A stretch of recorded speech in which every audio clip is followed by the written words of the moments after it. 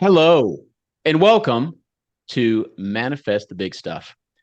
I'm Greg Kuhn, sometimes called the Law of Attraction Science Guy. I'm a writer, speaker, podcaster, and coach. Think of Manifest the Big Stuff as a check in and tune up for manifestors looking to create their realities more intentionally. With each episode, I share timely ideas, tips, and techniques to help you become a more powerful architect of your reality. And sometimes I get to introduce you to amazing guests. And guess what? Today is one of those episodes you probably could tell because I'm not the only one on the screen. I am so excited to welcome Gail Kraft to our show today. Gail is a dynamo who works as a transformational coach, a trainer, an empowerment master, keynote motivational speaker. She's also a writer, and she's also a podcaster. Gail specializes in helping you uncover your talent, find ways to utilize your gift, and be comfortable with being a creator of your universe. So, obviously, Gail and I have some things in common. Gail empowers her clients to take their business, their career, and their lives to a level of awareness aligned with their very core. Gail, is that a fair description of your professional focus? That is a fair description of my life. So absolutely, absolutely. Thank you so much, Greg. Absolutely. Gail, while we're talking about your professional focus and your life, how and where can people find you and engage with you? Oh, absolutely. So if you want to get in touch with me, the best way really is through social media. So you can look me up on LinkedIn or Facebook, and that's Gail, Gail, Kraft, like the cheese, Kraft. But do say that you met me on Greg's show. Otherwise, I will not accept your friend request. And then we can message back and forth. Sweet. Well, there's Yes. nothing cheesy about this episode. Sorry for the pun there. Oh, I love it. Before we get into our discussion, I want to share a little bit more about Gail, share some of her background. I know that Gail grew up and grew out of street gangs in Boston to inhabit boardrooms. She has worked in and with organizations such as the Massachusetts Teachers Association, John Hancock Property and Casualty, General Electric's insurance division. She turned her first business around at the age of 28 and since then has continued to help businesses achieve their goals with clarity of vision, first and foremost. Gail entered into her own business in 2012, creating a model for guiding clients to success by using a combination of three things. Okay. She uses business tools, things like Six Sigma, six disciplines, change acceleration processes. She also uses coaching techniques such as elite life coaching, neurolinguistics, quantum linguistics. And three, she has a metaphysical approach. For example, the nature of mind, such as meditation, soul alignment, and visualization. She also has programs where she works with personal trainers, aromatherapists, and massage therapists to bring the mind body connection together. Gail, tell us a bit, please, about how your background at each step of the way has helped you build and scaffold your life and career, how each stop on your journey has been emboldened by the experiences that preceded it. Oh my goodness, we could go on forever. So I'll just kind of do some highlights. So we'll start with being a street kid. If you do join me on social media, you can read some of my posts, and I'm very transparent, talk about growing up on the streets and growing up alone. I mean, my mom passed when I was 2. My father worked until midnight, so I was a latchkey kid. The only person raising me were the kids on the street, the other kids on the street. And Mm. so I learned to trust my gut. We now call it flow. But in those days, it's like, if it felt right, then I did it. If it didn't feel right. And honestly, I used to hitchhike where I wanted to go. I was fearless. Mm. And so when I had the opportunity, and it was the way I got this opportunity, let's go there. That's very interesting. So I was raised, oh, you're going to get married and have babies, so you're not going to college. Mm-hmm. So I got married and had babies and found Mm. myself divorced at 25 with a 2-year-old and Mm. on welfare. So I immediately got off of welfare. And by the time I was 28, I owned a home, a brand new car, and I was a manager in a prestigious organization, all because I trusted my gut. Mm. And I was so fortunate. They called me, hey, Gail, we're in trouble. I'm firing your boss. I think you can turn us around. Are you interested? Who wouldn't be? And you From, were, right? from my perspective, and here's mindset, I didn't know I could have put them out of business. That was never even a thought. Mm. My perspective was, what a great opportunity for success. What a Yeah. great opportunity to play and have fun. Yeah. And in less than a year, I think this was like around October, and our fiscal year was in June. Before our fiscal year, we were buying technology because we were making too much money. Which is a great problem to have. Uh, Right. Right. So that was learning to trust my gut and learning to believe in myself, and utilizing that. And so success after success, success breeds success. And so Cocky Gale, who has been successful on board of directors, has had, major implementations for big companies, always come out right, moved 3,000 miles away to California from Massachusetts, and start working for someplace that wasn't in alignment. I didn't understand alignment, mm. but I knew I was in the wrong place. But I was also, fear for the first time set in. Fearful because, Your gut was yes, letting you know you were in the wrong place. my gut let me know, but I was afraid to take action because Mm. I knew nobody. 3,000 miles away, no family, no friends. Had to support myself. So I stayed. And here's the thing about the universe: if it gives you a tap on the shoulder and you ignore it, it then gives you a kick in the butt. So my kick was getting fired, right? Because I was in the wrong place. And, when your mind is in the wrong place, you don't do the best that you can. I fought the system, I fought what was going on. And I purposely put myself in a situation where I knew I was done. And so I Interesting. went down a route of toxicity and Mm. anger and blame until I couldn't even look at myself in the mirror. And it was then that I said, put your big girl panties on, Gail, and clean up your act. It's time to figure out who you are, what you want, what your purpose is, and how you can contribute to this life. And it's been uphill ever since. I mean, yes, I've Well, had bumps. yeah, yeah.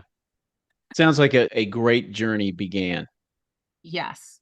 And I fell into coaching. I didn't plan to be a coach. I took a course for life coaching, and I realized that this is how I was successful in business. This is who I am. This I could do in my sleep. This is perfect. And I started, when you start on this journey, as you know, Greg, when you start looking at self-development, you just start to crack open the onion, and you peel back one layer and you see, oh, there's another layer. and you peel that back and you go, oh, there's another layer. And the difference is an onion, you eventually get to the end.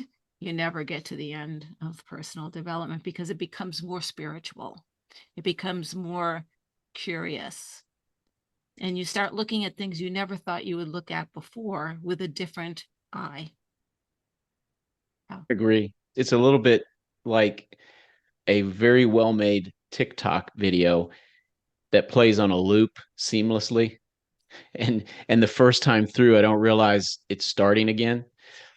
I think peeling that onion as a lifestyle, as a journey, embodies those same characteristics, doesn't it? It absolutely does. I would never have called myself spiritual or woo-woo, though I was meditating at 21. I was doing miracles at 22 and didn't Oh. really understand what was going on in my life. But this time around, I was able to bring the right people in my life as each journey, each step was achieved. Someone new would come in that was a little bit higher vibration, if you will, right? That I could assimilate to and get mentored by. And then when we became equals, if you will, then another one would come and another one. And now I find myself with peers versus mentors, right? That feed off of each other, the excitement and the joy and the, hey, what did you discover? Yeah, you know what I discovered? This is amazing, right? It's an amazing, fascinating, exciting, delicious journey. I'm with you. I like to utilize a process of choosing four important signifiers to instill the state of being I wish to be, possess. And for success here in this world, in the business world, collaborations with people that empower me, that are reciprocally rewarding. That's one of my four signifiers. I'm bringing that up because getting to meet you through our mutual friend, Rita, is fulfilling part of that desire for me. I have so appreciated getting to talk to you. And Rita is such a sweetheart, such an amazing woman, huh? She is. I'm going to be talking to her on Manifest the Big Stuff next week, actually. So 2 great weeks in a row. I will say, Gail, I did catch one thing you said that I thought was funny, and that is you said, I was fearless. And I thought, was? What are you talking about? Was. Yeah, for Well, you, I'm yeah, you're going for it. Have you always been that way? I have always, well, it has appeared that way. Now I don't even, the fear doesn't even click in my, that's why fearless, it just doesn't even click. The type of personality that I have been in the past, now I just go for it, has been, what is that? Let me look at it. Let me analyze it. Let me think of the possibilities. Let me look at the pros and cons. But by the time I take action, to other people, it looks like she's just holding her nose and diving in. I've already done risk assessment, if you will, right? Done some Right. processing. And so I'm not just diving in, but when I do decide to take action, I'm all in. I don't just It take half action. it reminds me of that saying, nobody's an overnight success except to the people that haven't been paying attention, right? Right? Yeah, that work ethic, you can't beat it. One signifier that you have that work ethic, that you are fearless, that you are going for it, that you are on a journey of empowerment and enlightenment is the books that you've produced. Your first book was called Authentic Women Have It All, great title. And then you follow that up with the empowering process. And you have a brand new book called Crafting the Flow Formula. And I got to tell you, Gail, that's the one that really caught my attention because I so love flow states. I create flow states when I run, and that is where I do the majority of my channeling. So I've really been looking forward to talking to you about flow states. First, what is it for you, the process of bringing a book forth? My new one is due back from the editor within a week or so. And when people ask me, I just recently told somebody, I don't know why I like to torture myself so much to write books, because sometimes when I'm right in the middle of them, it's my least favorite thing that's going on. And at the same time, it's just so awesome. What is it like for you to write a book? So, each one has a different story. So the first one was torturous. I felt that I had to write it, but I had no clue what I was doing. And, I paid for help. I paid dearly in many ways for help. And, the program that was supposed to help me really made it even more torturous. And so I didn't write again for a while, but I felt that the story of authentic women, it's my story. It's the story of being in corporate America as a woman and becoming the man instead of embracing your femininity, right? And then when I did embrace my femininity, I ended up with being a much better leader because I was authentic, right? And so the book is about what women bring that corporate is losing out on if you don't allow yourself to be totally who you are, right? And I predicted business would implode if they didn't start balancing out and letting the woman be the woman. And we're seeing that now happening. Just FYI. The second book, which happened a few years later, happened when I had made a decision to leave my home, leave my business, move out of state to support someone. And that failed. And again, I didn't listen to my intuition. My instinct was telling me, my cat was screaming at me. The weather turned to snow and ice. Everything was telling me, don't do this. And I thought, well, my integrity tells me, I said, yes, I need to go.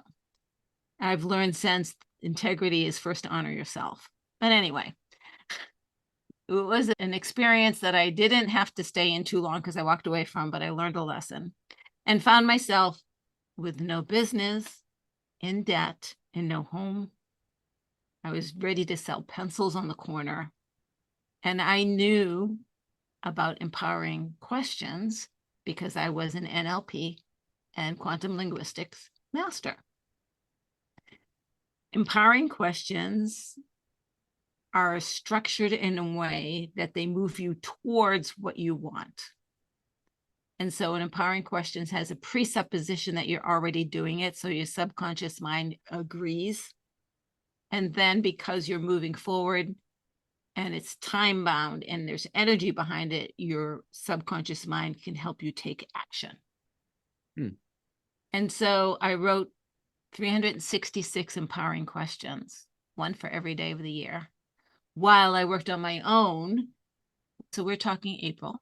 My desire was by the end of the year, my credit card debt is taken care of. I'm living in a luxury apartment, and I have the flexibility, no matter what I'm doing, to see my children who were 3,000 miles apart from each other whenever I wanted to. By the end of the year, my business was back and running. My credit card was paid off, and I was working remotely for a contractor as a contractor and was traveling whenever I pleased. And yes, the apartment I was in was gorgeous. Heated hot saltwater pool, 2 workout rooms. I mean, it was just beautiful. Absolutely beautiful. Fantastic.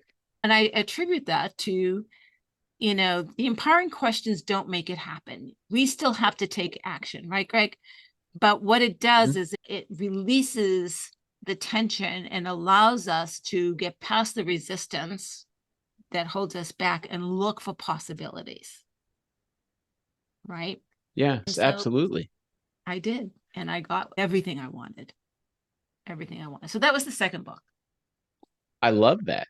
The subconscious mind, what I found is I don't need to trick it, if you will. I just need to speak the truth to it.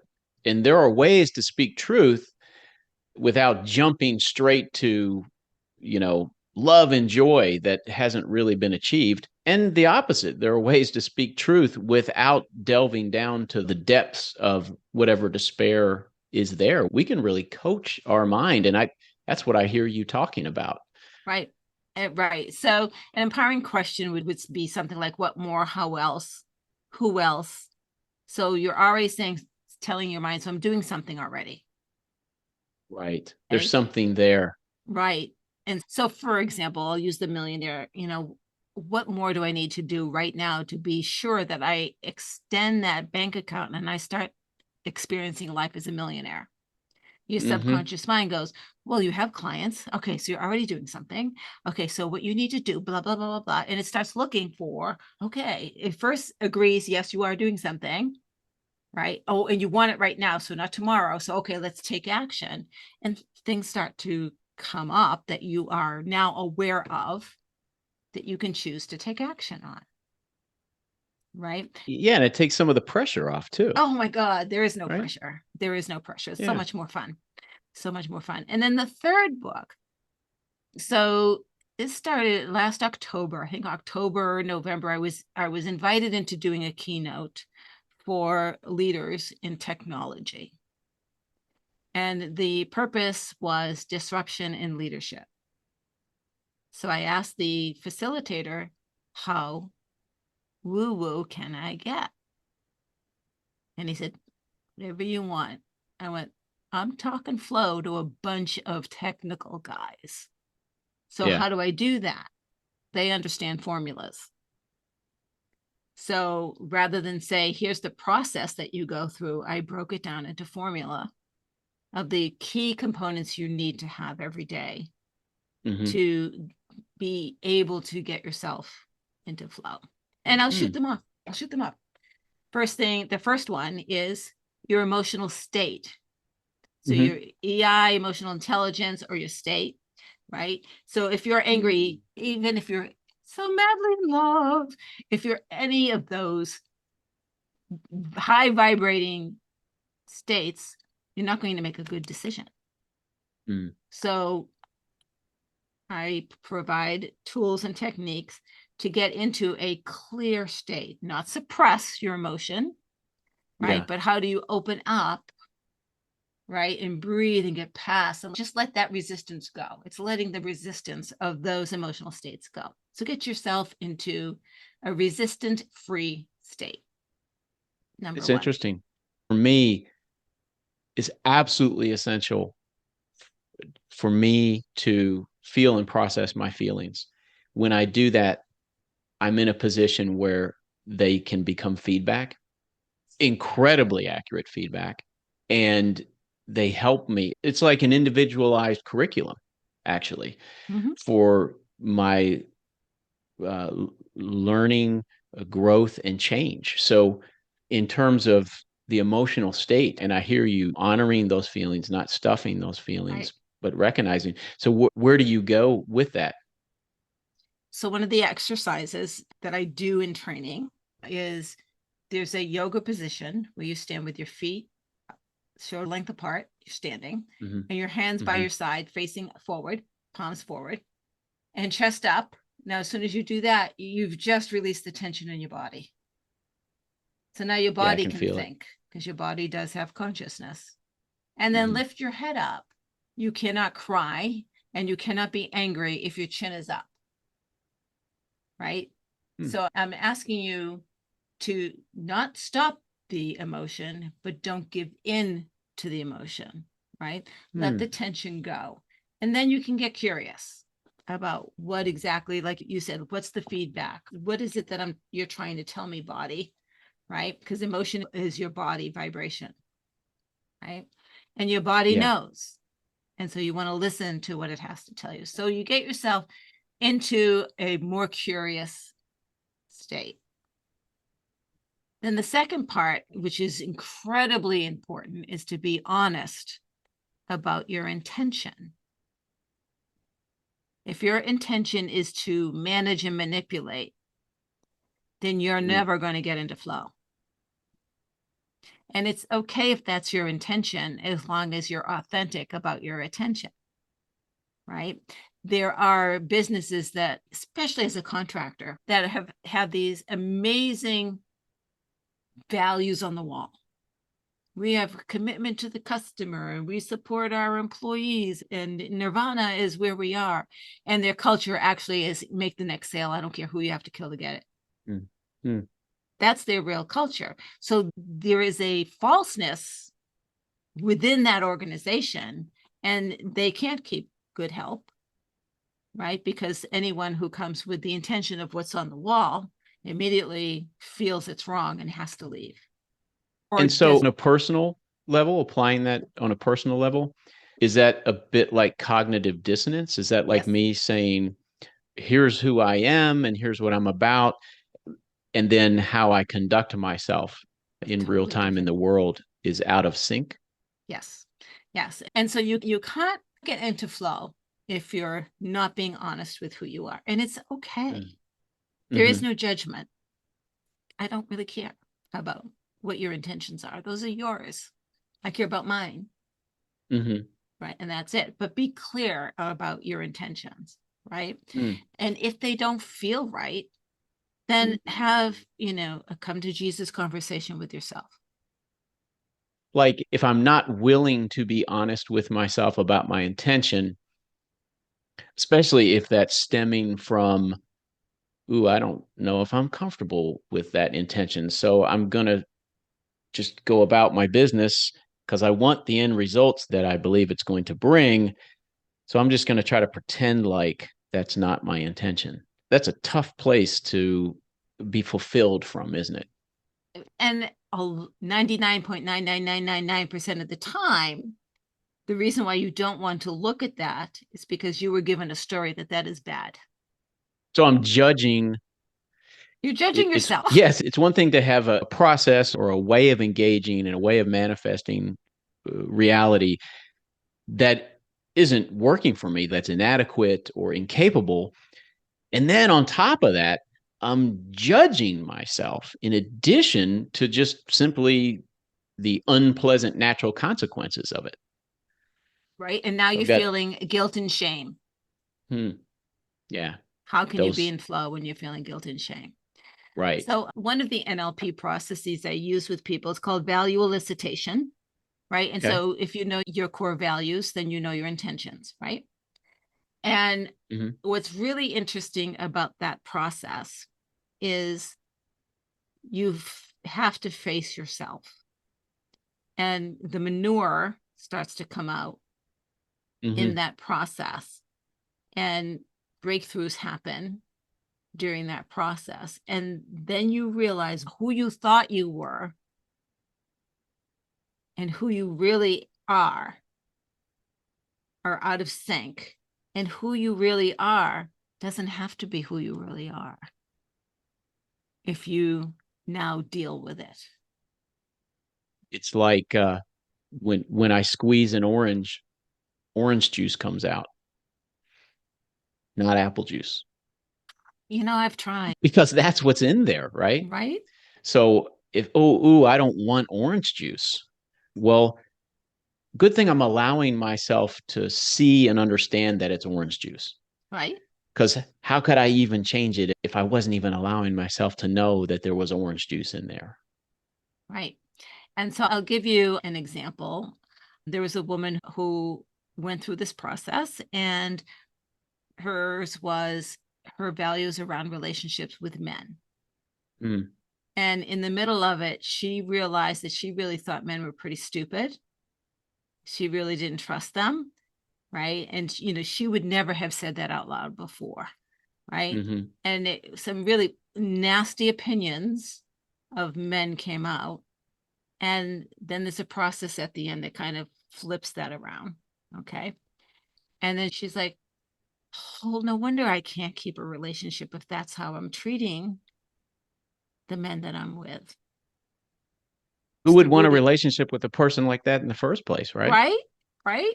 Right. And even if they weren't that way, she saw them that way. And so therefore they became that way. They were that way Right? because that's how she was manifesting reality and Right. engaging with it. She was, as we know, creating it. And as she learned, right? Right. Right. And so the next thing is to go through the healing process of what's the root of that. And then overlaying what is it now that we've cleared that, because you clear it. Now what values come up? And that's the Mm, core values. Your core values are underneath the wounds and the bullshit from this life. mm, And when mm, those come up, so for me, mine were, I never would have mentioned at least two, maybe three out of the five. Community would never have come to my mind. That's number one. Mm. Tribe is number two, which is similar to community, but a little closer. Mm-hmm. Authenticity, trust, and truth. Which can also all be found through states of being, just as much as external signifiers, if you will. I mean, both are important, right? Right. Right. And so because I know those, I know any intention that I set is in alignment with those. Yeah. Because that's who I am.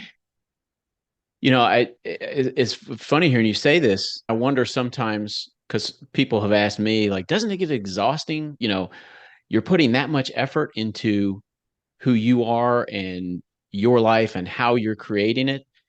And gosh, I just think, well, I'm here anyway. I'm going to be here anyway. And you know what? If it's important enough to me, it deserves that kind of attention. Would you agree? I mean, you're not talking about applying these principles willy nilly, if you will, but life gets painful, doesn't it? It absolutely does. And you have to know thyself.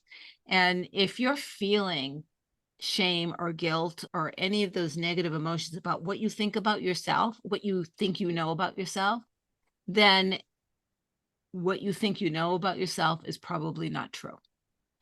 But you have some programming and some experiences that you need to travel through first, right?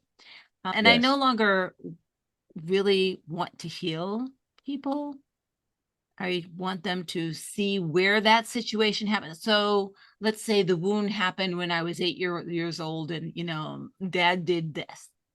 Okay, see that 8-year-old? That was how many years ago? Anchor it to there on the timeline. What's the lesson? What's the gift? Okay, today is this moment right now. That doesn't exist anymore. How do we move forward from moment to moment and leave the past in the past? But you leave it, Have it comes up, there's a lesson still to learn. have you noticed any common characteristics or experiences when those efforts are more successful? Leaving it behind, the lessons in the gift, Yes. they're huge, huge successes. And that, again, it's another NLP process, timeline work. We're not healing Mhm. anything. We're getting the lesson and the gift and then leaving it there. Right? That's Interesting. all we want to do. Because what happens, there's a Gestalt theory. So it's like beads in a row. So this experience was anchored in fear. Okay. And so this is mine. I overreacted to fearful situations my entire life. I mean, I could not get on the second rung of a ladder without Mm.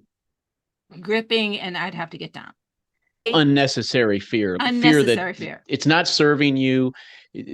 There's kind of no reason for it to be there, There's if you no will. reason for me not to get up on a ladder. Seriously. Right. Right. Right.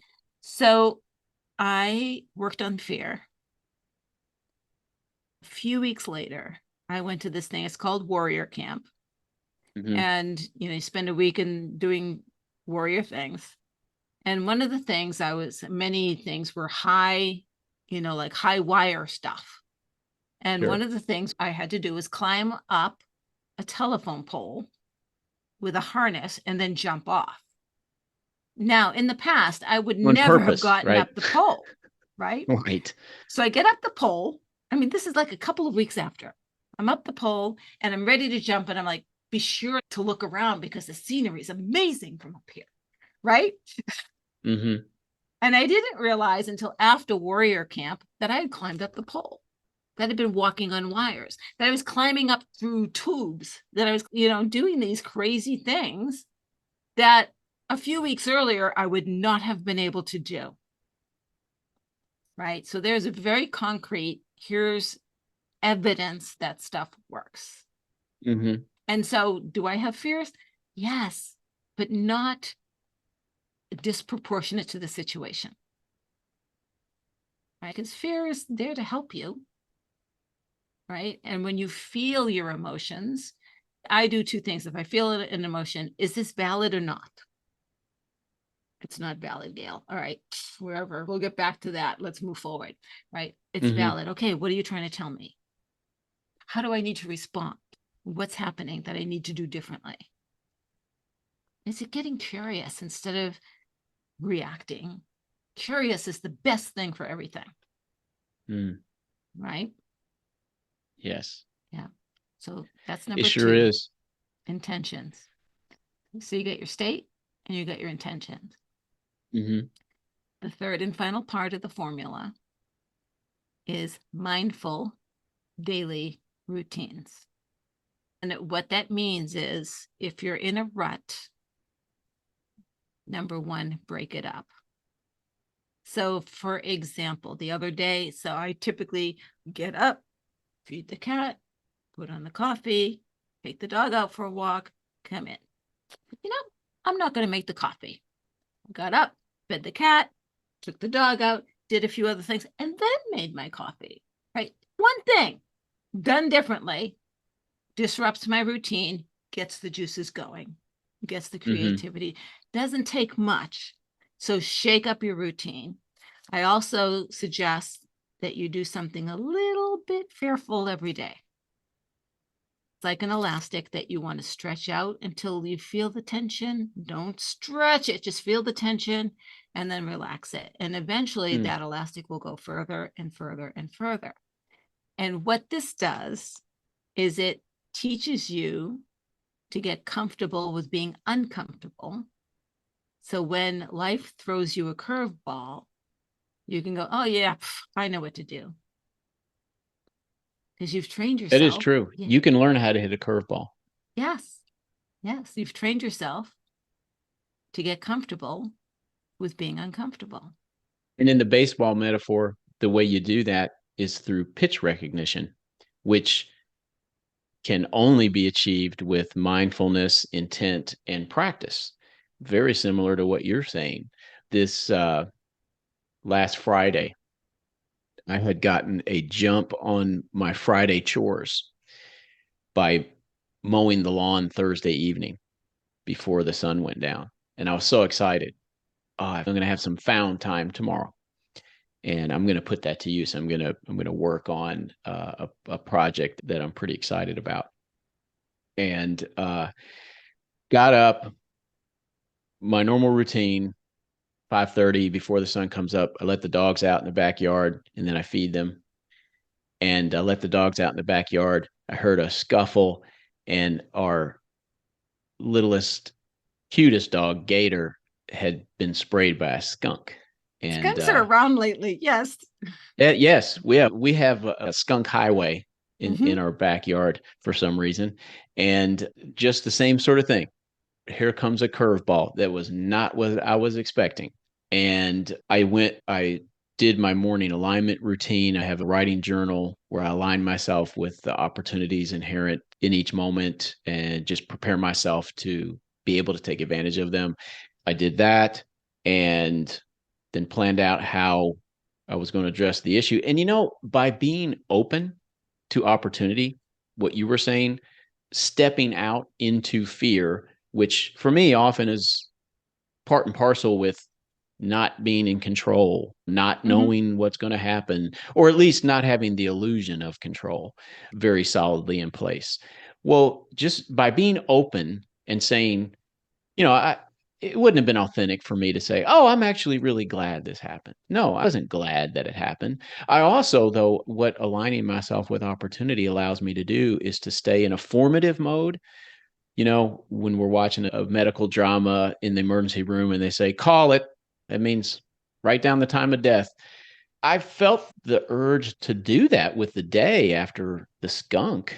And here's what happened. Actually, my youngest son, who's still in the house with us for a little while longer, he's our youngest of four, but he's getting ready to leave for good. The two of us got to have a father-son adventure, problem-solving, do something together event, which was bathing and getting Gator all cleaned up. And while I wouldn't have planned that in advance, I was able to have that valuable experience just by remaining open to it. Right. And Uh, you were prepared because you mowed the lawn the day before. and as you're mentioning, in terms of the mindful daily routines, I have made a mindful daily routine of preparing myself to be in a position to take advantage of Yeah. opportunity, whatever form it comes, even when it's unpleasant. It Right. pays dividends, doesn't it? And absolutely. And that's what mindset is all about is, okay, do I want to be doing this? No. I am going to have to do this. Yes. How do I do this with the best outcome?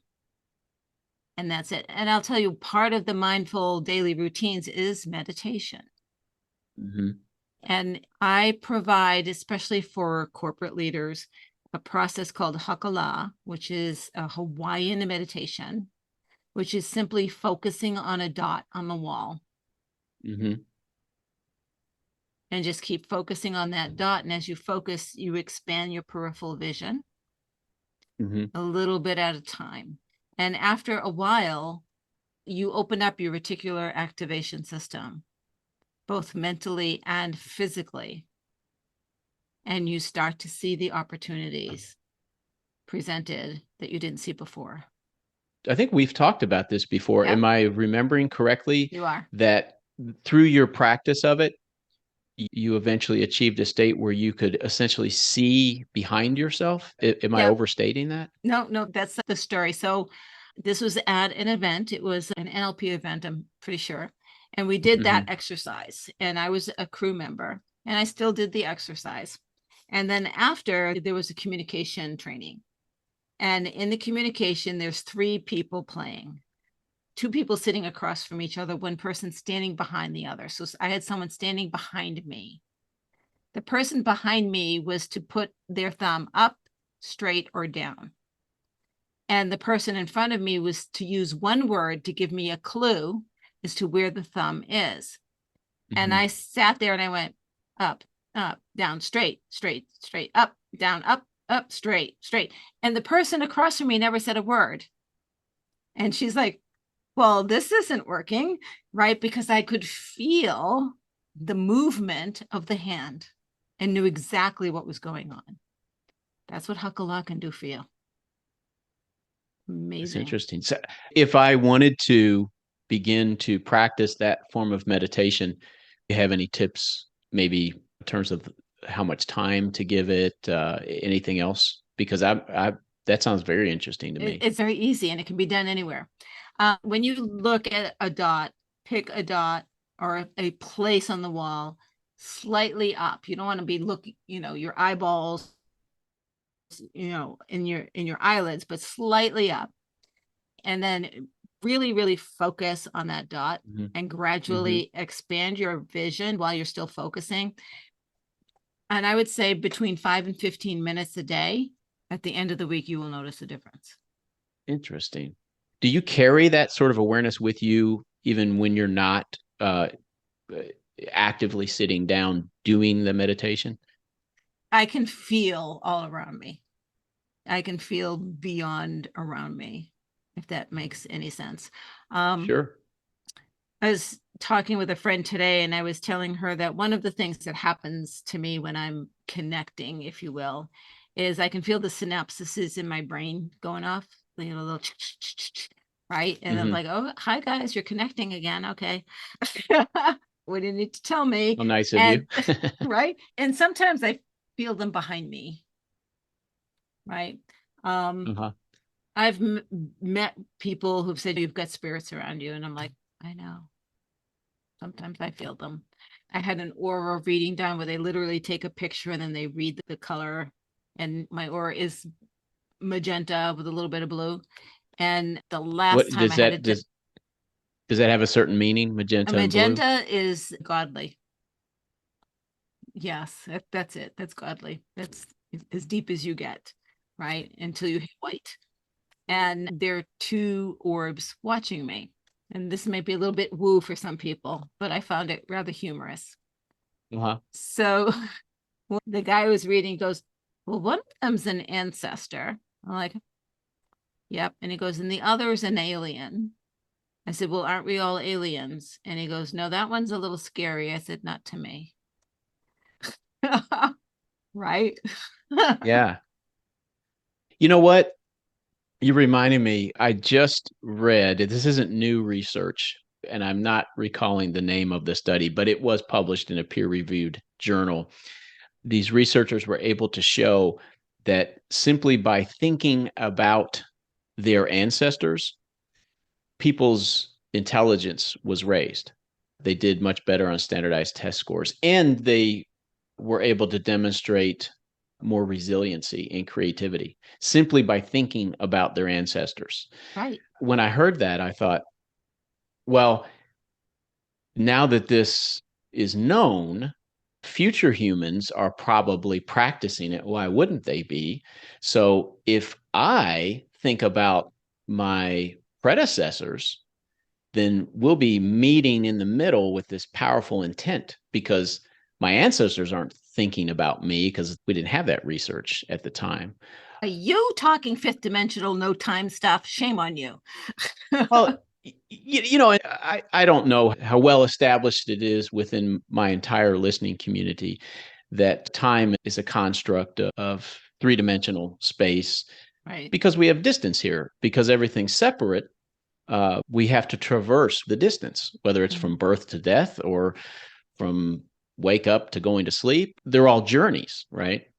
I was thinking about this when we were talking a little while ago about achievements because the nature of the quantum realm holds that there's no such thing as reliable cause and effect, nor is linearity something that is a rule or a law in the quantum realm. It is technically correct to say that if I want to, let's say I want to amass $100, the first dollar I collect completes the $100 goal just as much as the last dollar I collect.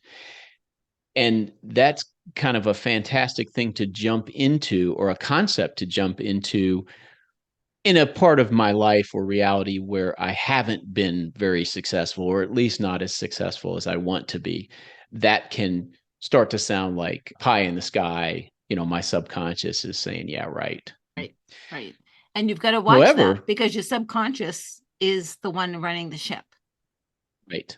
So as I've become more and more aware, more and more familiar with it, I've become more and more willing to work with it. And my understanding of subconscious at this point is that it operates with low wall security, meaning the walls are high enough to keep out the fake stuff, contrived emotional states or manufactured emotional states, feelings that don't match what's already in there.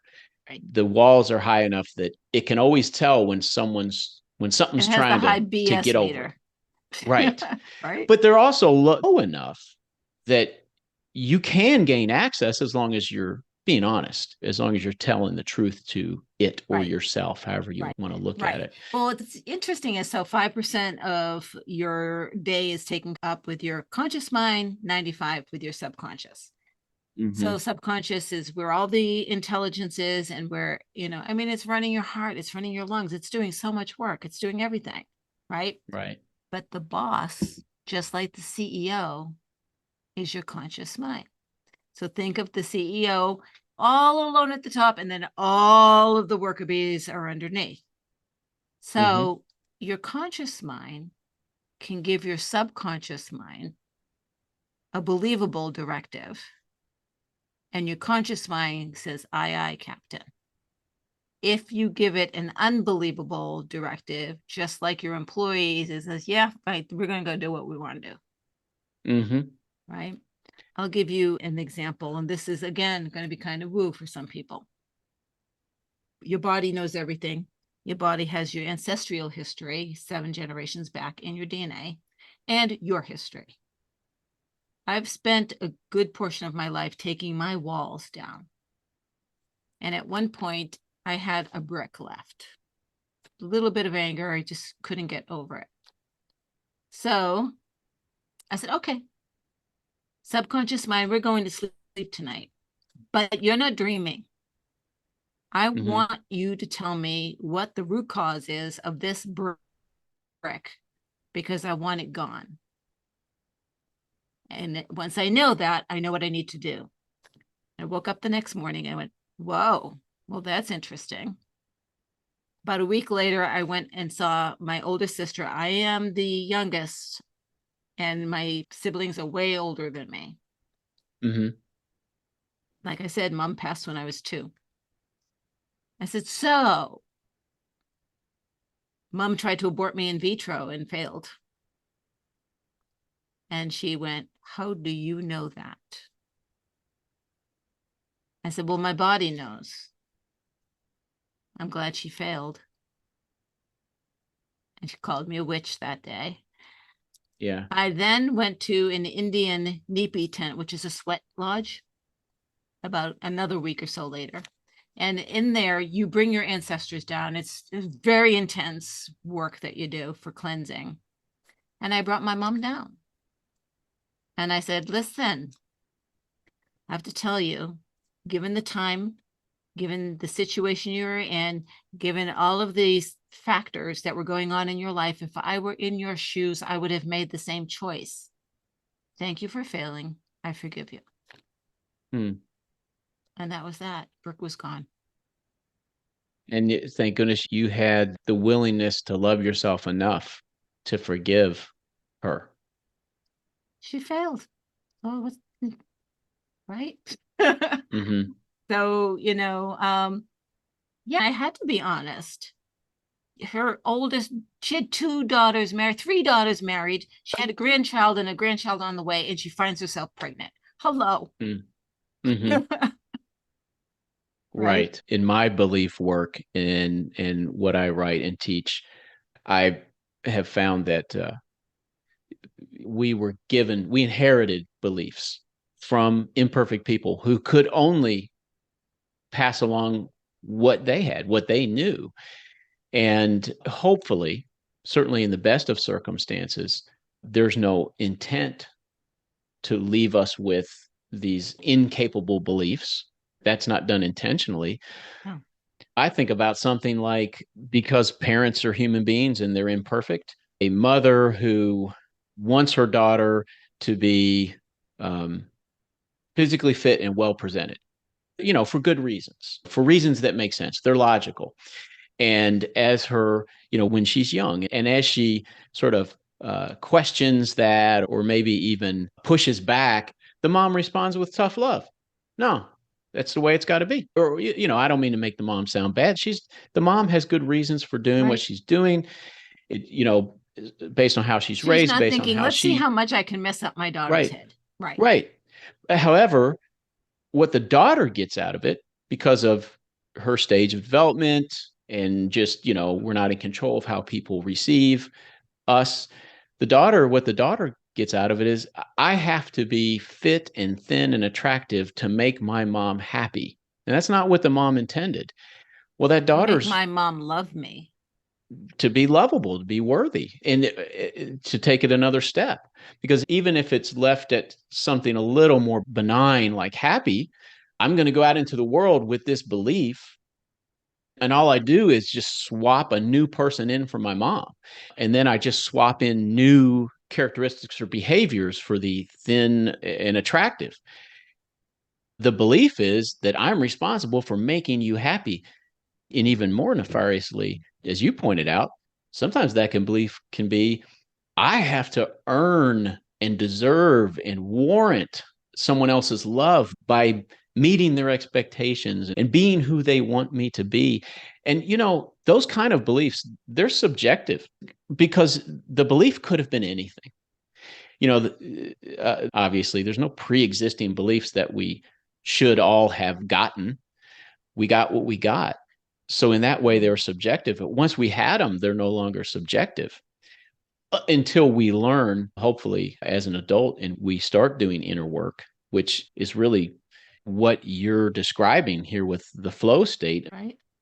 The 3 characteristics: your emotional state, your authentic intention, and then your mindful daily routines. Would you say that these three things are as much lifestyle as a checklist, if you will. Right. When you are incorporating these things authentically to the best of your ability, which is going to look different each day, of course, you have found that you're able to inhabit flow states, that you're able to be in that flow state.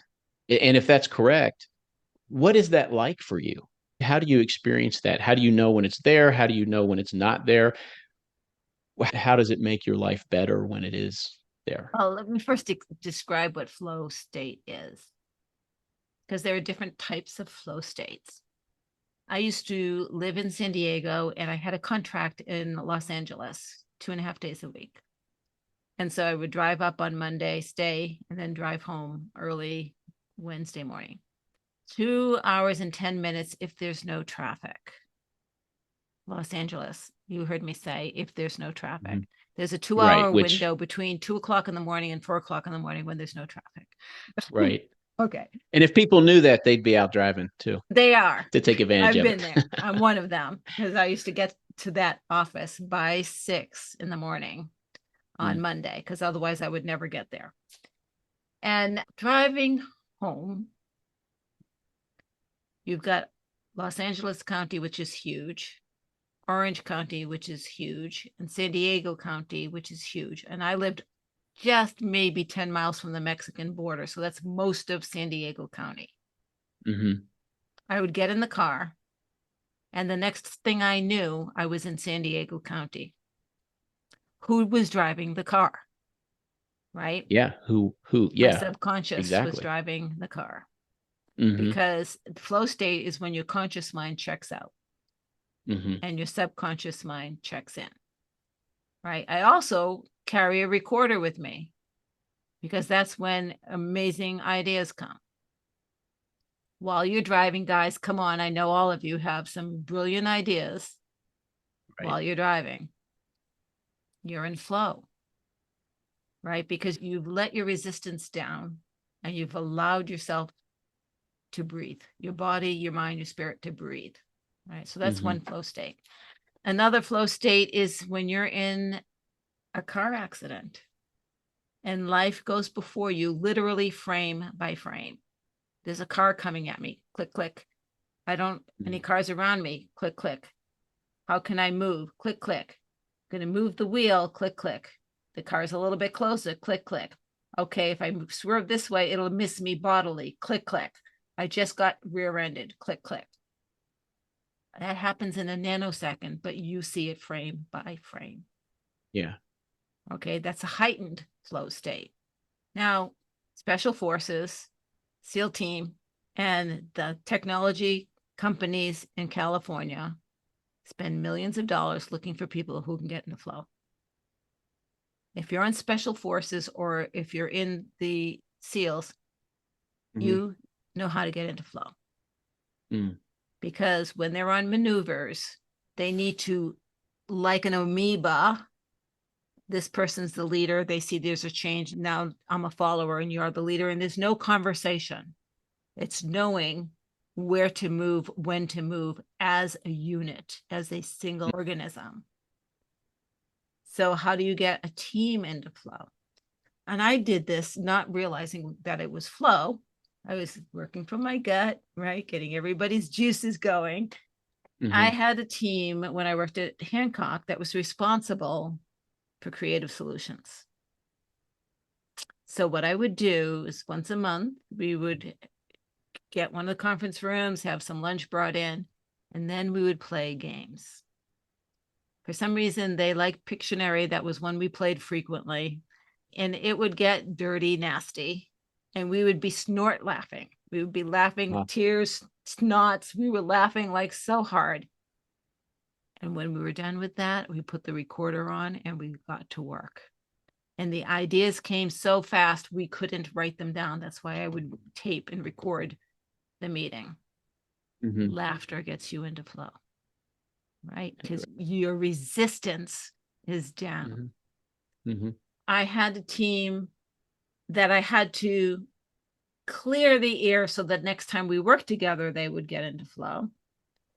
And this was at GE. We had a huge implementation out in Minnesota. And so I have a team in Massachusetts, a team in Minnesota. And I had the technical team schedule their activity by the hour because it was a 2-day solid implementation with risk management plans. They fought the whole time. And it's like, no, if you don't have to work until Saturday, Friday night, I want you home in bed.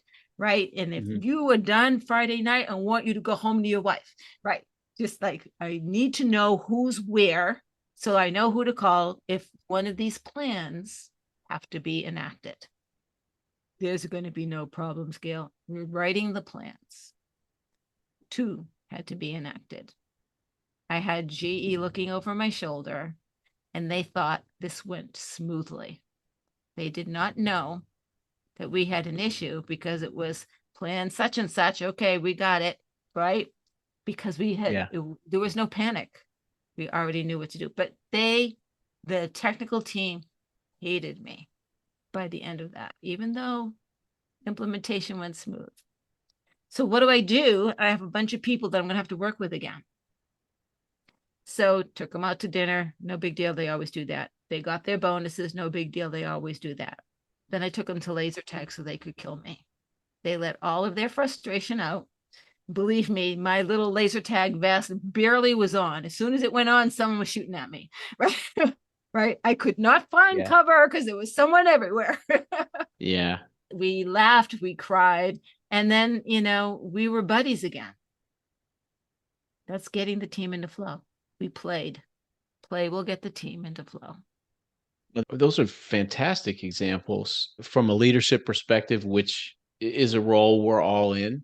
Sometimes we're thrust into those situations, family, community, neighborhood, other organizations we're involved with, even outside of work situations. Right. I know we're starting to bump up against some time limitations here. I could sit here talking to you all day, speaking of being in flow. Got to make sure that I ask you specifically, and I don't know if this would be pertaining to someone in a leadership role who wants to grow more into that in terms of effectiveness and comfort that they have, confidence. But also just personally, if somebody wanted to make flow more a part of their life, make it more a part of their lifestyle, to be intentional about it, more intentional about it, besides getting your book, which obviously would be a great first step, what if our listeners, they're all very interested in making their reality a better place for themselves and the people around them. They want to be more successful, more fulfilled. So picture them sitting in front of you. What advice would you give to somebody who wanted to see what flow could do by having it? Yeah. It's an individual, so this is very, very general. But definitely ego is very important. I don't want you to ignore ego. Ego is who you are. Ego has a very important role, but ego steps beyond its role all the time. So check your ego. When I work with my clients, I leave ego at the door. Right? It's like, you can't come with me during this meeting. Because the only thing that matters if you're a leader are the people that you're leading. You don't matter. And if you can own that, then you get into flow because you don't matter. And so you allow yourself to be open to possibilities that ego wouldn't even consider. And you can see what abilities that you. Go ahead. I'm sorry. No, just that really struck me, that I'm dismissing things because they're bumping up against some construct that I have. Right. And it's very difficult to do. And I'll give you another example because you still want to be the leader. So I had a team and we would talk about, here's the situation, here's the problem that we're trying to solve. Right. Let's have some ideas. Let's throw them out.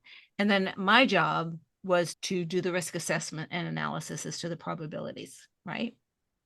And I picked a process. right? And one of the team members came into me and said, well, we didn't vote on that.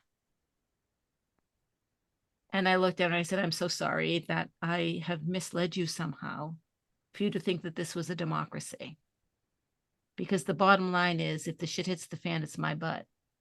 So I do make the decisions. If it's successful, it's your success because it was your idea, right? And so that's the other thing. Honestly, I can't tell you how many times I put myself between my team and some danger, right? Or some interference, because their job was to uninhibited do their work. My job was to make a safe environment for them to do the work. Yeah. It wasn't about you, right? It was about you in that you're a human being in a role that you want to be authentic with. But it wasn't about you because your role, the primary purpose was to set them free, right? To empower them. Right. Right. And no matter where I worked, even where I got fired, I had the team everyone else wanted. And I had teams that people rejected, team members, right? They weren't the reject. They didn't have the proper training, the proper environment, the beliefs, a leader that believed that they could do it, right? They didn't have that in their previous position. And that's all anybody wants in life, is to be trusted to do the work. If you trust me, I promise I will do the work. It takes a lot of courage to not make yourself the center, doesn't it? Well, sometimes. Yes, and I think it's because I never saw myself as the center. And yet I am the center of my universe. But I'm not the center of yours. You are. Right. Right? Yeah. The minute I become the center of someone else's universe, I'm getting the heck out of there. Well, that's a terribly dangerous place to be. How exhausting. For both of us. Right? Yeah. Yes, absolutely. So checking your ego, I'm just thinking in my life, that can be something that I say, well, of course. But honestly, when I look at it, how quickly, whether it's sitting around the dinner table or sitting in a boardroom, how quickly can things start to veer into, wait a minute, this isn't going the way I wanted to. This isn't, how's this reflecting on me? Or I'm not happy about this, in ways that aren't focused on the bottom line, if you will, of whether it's collaboration or a specific outcome or just relational. Yeah, that's really difficult. I was working in one organization that had a lot of opportunity, let's put it that way. And a vice president had me with a team to problem solve. And so he was in the room. No one's going to speak up with him in the room. Right. The So, dumbest thing. You're in that situation where it's like, come to us with the, yeah, the yeah. dumbest Let's be thing honest about the problem. So right. what I did was I put flip charts around the room with categories of the processes or where there are weak points around on the top of each one. And I gave everybody yellow stickies. And I said, so for each process, if there was one thing that you could change to make it better, why don't you share with us what that is? Right. And so I put some examples up, and then people started and, handed the stickers to me so that he didn't know who put what where. Right. So I got the stickies and I put them up. And when we were done, we had a brilliant roadmap for change. And when we were done, it was just him and me. He said, how did you do that? That's amazing. I said, I got you out of the picture. You ran interference. Right? Right? Yeah. Yeah. So that's great. Yeah. And so did I create flow? No, but I created a safe environment for discussion. You created the best outcome possible for you in that moment. Right. Right. And so when you learn to problem solve, and it's not even problems, and I don't like problems and opportunities because I think those are so overused, But Mhm. situationally, you're looking at something that you want to be different, or you would like it to be different. Then you look at it as, where can I pressure this or release that or change this in the perfect world? And that's another, guys use this all the time. I started doing this at GE. Okay, we have all the money in the world, all the money we need. GE does, maybe we don't, but we have all the money we need. We have all the resources we need. There are no system processes in the way. Everything is perfect. What would that look like? And we draw that, we roadmap that. And then we say, well, we do have a budget and we do have restrictions. So what can we do to move towards that year after year after year? What can we accomplish Right. this year? What we can accomplish, right? And now you have a 5-year plan. With that sort of mindful approach, because I think about when I run, what you're doing is you're turning the exercise into what can we do instead of what can't we do. Right? Same sort of thing in running. Uh, when I'm following my practices, running is about what my body can do. And it feels so much better to do it that way. You know, You know? right. So I'm limited. I can only do this. Or how amazing that I can do that. Yeah. Sometimes, like somebody will say, what are you going to do when you're 95 years old and you can't run anymore? I'm like, Who what are you said talking that? about? I mean, I might be out. Yeah. Yeah, exactly. Who said that? Because I'm like, it might look like I'm shuffling along, but I'll still be out there just doing the very best that I can to follow form and breathe. And it might look totally different, but why would I ever have to stop doing it? Same with anything else. Like you said, hey, maybe the budget's limited. Okay. But if we start with what we can do and then just pay attention to the feedback. Right. Hey, and what ends up happening, and I found this in the first 5-year plan I ever made for myself at 25, right? Mm-hmm.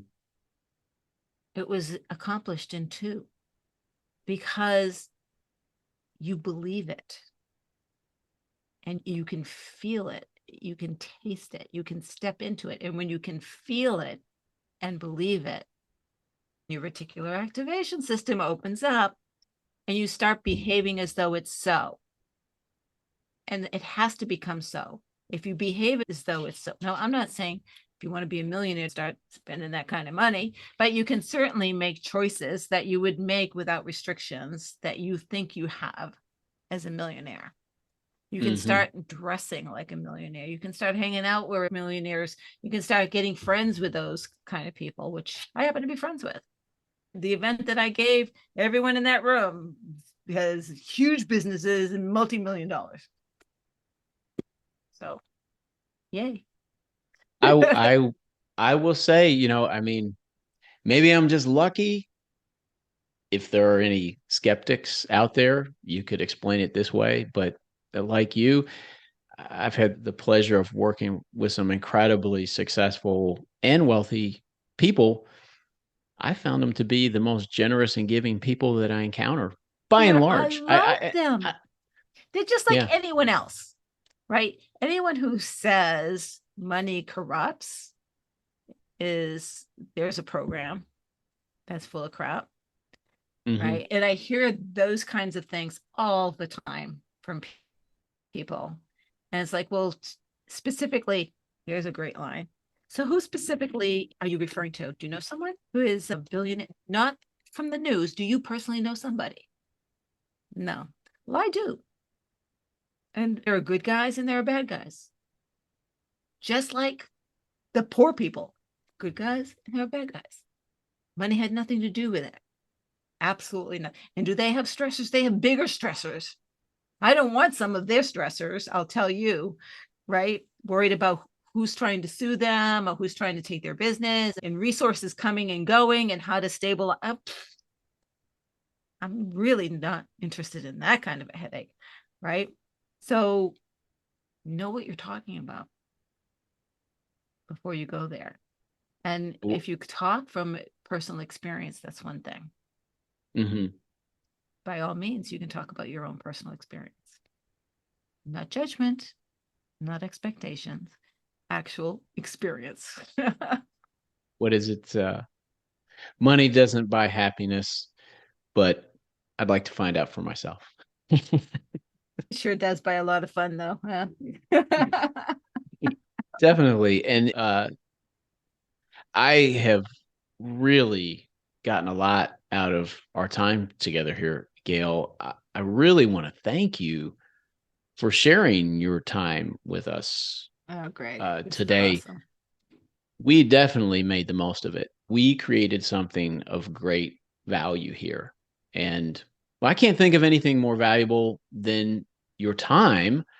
So it means a lot to me that you're willing to share it with me and our listeners and viewers, that you've Awesome. given it to us today. And also that you were so willing to delve so deeply into your inner world, into what makes you tick, into the reasons you do things the way you do them. It's been very illustrative. And I know I'll be thinking about a lot of the things that you brought up and that we talked about for quite a while afterward. I'd love to talk to you after you've done some digesting. No doubt. And I would enjoy that too. I do want to say for our listeners before we go, please make sure that you join my Facebook manifesting group today so you never miss out on future episodes of Manifest the Big Stuff. And we can stay connected on what's going on with me and my intentional manifesting journey, and hopefully make your journey a better place as a result. Each month on my Facebook group, I share exclusive content with you. I share about my life, I share about my manifesting, I share about my engagement with reality. And this content's available nowhere else. So please, I would love to have you join us. The link is in the description of this podcast or video on whatever platform you're listening or watching this episode on. You can also find it on Facebook. It's called Manifest the Big Stuff with Greg Kuhn, Creating Our Realities Together. Please join us today. Gail, once again, thank you. Oh, And Greg, thank you. Bye bye. this was great. And thank you for those watching and listening. Thank you for doing that. Thank you for giving Gail and me the opportunity to be of value to you. I think I can speak for her. I never take that for granted. I always come with the intention to take advantage of the opportunity you're giving me to be of value. So until we meet up again, until we get to do that, I hope you decide to make the most of your time, and I will do likewise.